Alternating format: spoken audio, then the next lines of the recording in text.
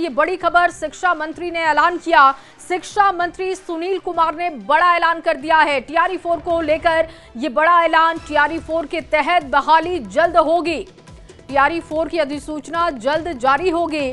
15 से 20 जनवरी तक बीपीएससी को अधिसूचना भेजी जाएगी। अनुकंपा पर 5000 नियुक्ति हो चुकी है। हर ब्लॉक में मॉडल स्कूल खोला जाएगा। पुराने विश्वविद्यालय सेंटर ऑफ एक्सीलेंस बनेंगे। 78,000 स्कूल अपग्रेड किए जाएंगे। क्लास 1 से लेकर 12 तक इसको अपग्रेड किया जाएगा। विभाग का बजट काफी बढ़ गया है, ये जानकारी दी गई ताकि शिक्षा को लेकर सरकार कितना काम कर रही है, किस तरीके से सजग है जनता, ये जान सके। उसी तहत शिक्षा मंत्री ने यह भी कहा कि 70,000 करोड़ से ज्यादा का बजट हो गया है, जो कि बिहार के लिए बहुत अच्छी बात है।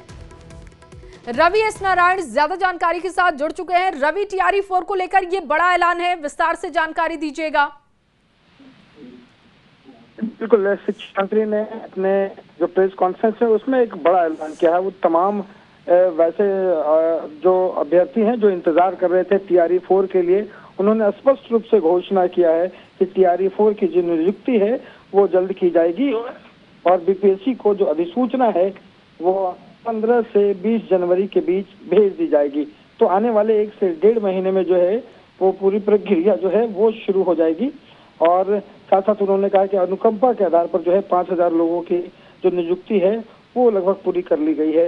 इसके साथ साथ कई बड़े जो ऐलान है वो उन्होंने किए हैं और ये बताया जा रहा है कि जिस तरीके से जो 7 निश्चय 3.0 शुरू किया गया है उसके तमाम जो उसमें जो तब शामिल किए गए हैं उन सभी को समय रहते ही पूरा किया जाएगा।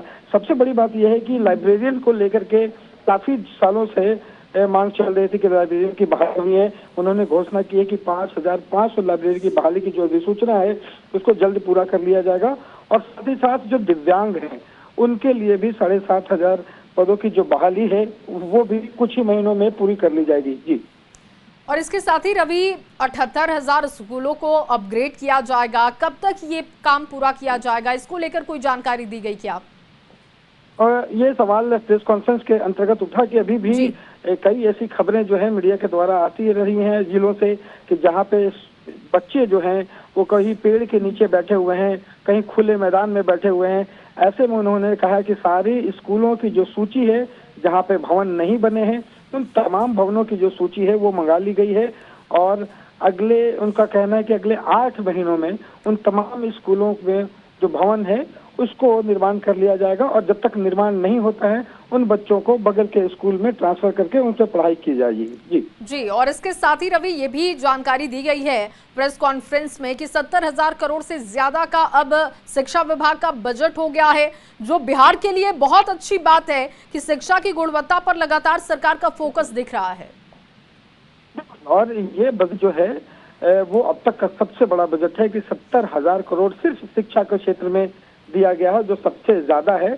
और शिक्षा मंत्री ने कहा कि इतना बड़ा बजट में हर संसाधन को पूरा करना है या फिर स्कूलों में जो संसाधन की कमी रही है उसकी भी बात हो या फिर नई तकनीक के साथ जो भी जो पढ़ाई किए जा रहे हैं एआई की हो, रोबोटिक्स की हो या फिर शिक्षकों की बहाली को लेकर के हो, शिक्षा के क्षेत्र में और बेहतर करने के लिए जो भी फंड की कमी है वो सरकार के द्वारा पूरी की गई है और इसे विभाग जल्द पूरा करेगा। जी, बहुत शुक्रिया आपका तमाम जानकारी के लिए।